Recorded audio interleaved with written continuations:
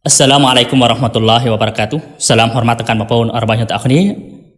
នៅក្នុងថ្ងៃនេះខ្ញុំសូមលើកយកនៅប្រធានបទមួយវានោះគឺតើ pre wedding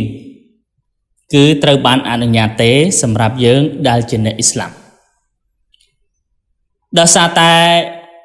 នៅចំនួនមួយរយៈចុងក្រោយនៅចំនួនបច្ចេកវិទ្យាល្បី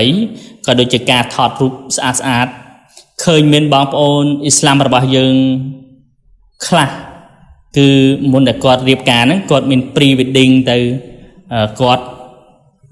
ទៅថតនៅទីនោះទៅអោបថើបគ្នានៅមាត់សមុទ្រអីចឹងទៅដោយខណៈដែលពួកគាត់ទាំងពីរអត់ទាន់និកាសនេះទេអញ្ចឹងចង់ដឹងថារឿងទាំងនេះច្បាប់នៅក្នុងសាសនាអ៊ីស្លាមរបស់យើងត្រូវបានអនុញ្ញាតដែរឬទេ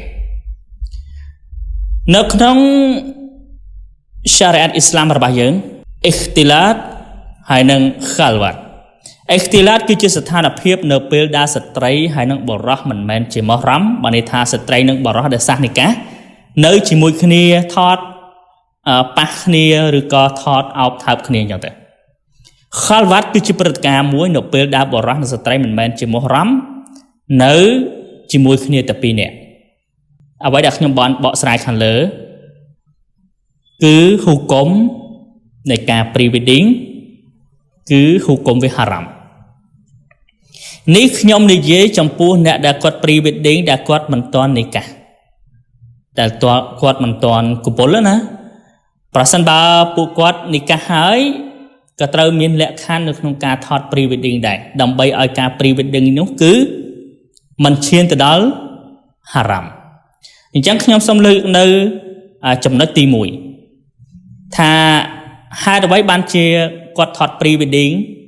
គឺហ៊ូកុំរបស់វាគឺហារ៉ាំខ្ញុំសូមលើកយកនៅប្រសាសន៍របស់នប៊ីសល្លឡោះអាឡៃហ៊ីវ៉ាសល្លាម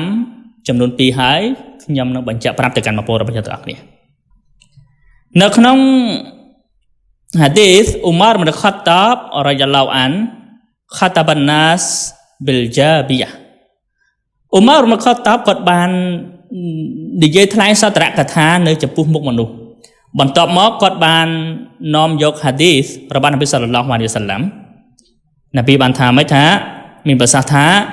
La yakhluwanna ahadukum bi amratin fa inna syaitan thalithuhuma wa man sarrathu hasanatuhu wa sa'athu sayyi'atuhu fa huwa mu'min rawahu Ahmad hadis hasan នប៊ីសល្លឡោះអាឡៃហ៊ីវ៉ាសល្លាមបានមានប្រសាសន៍ថាចូលកុំឲ្យពួកអ្នកឬក៏ម្នាក់ក្នុងចំណោមពួកអ្នកហ្នឹងគឺនៅតែពីរនាក់រវាងបុរសហើយនិងស្ត្រីកុំនៅតែពីរនាក់ណាពិតប្រាកដណាស់ជនទី3វិញនោះគឺសៃតានអញ្ចឹងដល់ពេលដែលពីរនាក់ហ្នឹងគឺនៅជាមួយគ្នាគឺសៃតានមកយាយជីហើយมันអាចគេចផុតអំពីប្រការអាក្រក់ប្រការដែលត្រូវបានហាមឃាត់នោះទេចឹងដល់ណាហើយដែលគេចូលចិត្តនៅអំពើល្អហើយគេស្អប់ខ្ពើមគេតូចចិត្តនៅអំពើអាក្រក់ Fahuwa mu'min គេគឺជាអ្នកដែលមានជំនឿនៅក្នុងប្រសាសន៍មួយទៀតរបស់នប៊ីសល្លឡោះអាឡៃហ៊ីវ៉ាសល្លាមនៅក្នុងរីវ៉ាយ៉ាតអុកតាបរ៉ានីវ៉ាល់បៃហាគីនប៊ីសល្លឡោះអាឡៃហ៊ីវ៉ាសល្លាមបានមានប្រសាសន៍ថា La an yut'ana fi ra'si rajulin bi makhyatin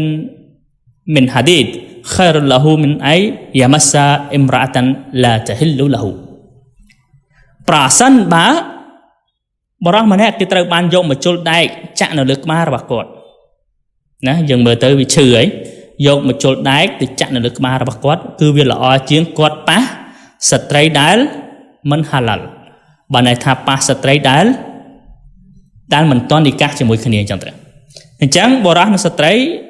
អត់ទាន់និកាសគឺអត់អាចចាប់ដៃគ្នាប៉ះគ្នាបាននោះទេ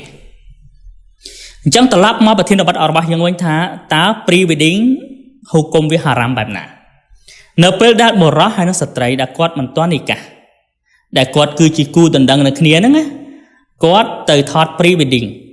នៅរមណីយដ្ឋាននេះរមណីយដ្ឋាននោះតាមមាត់សមុទ្រឬក៏តាមព្រៃភ្នំនៅទេសភាពដែលស្អាតហ្នឹងនៅពេលដែលគេថត pre wedding ហ្នឹងតាមអ្វីដែលយើងបានឃើញកន្លងមកហ្នឹងអោបគ្នាថើបគ្នា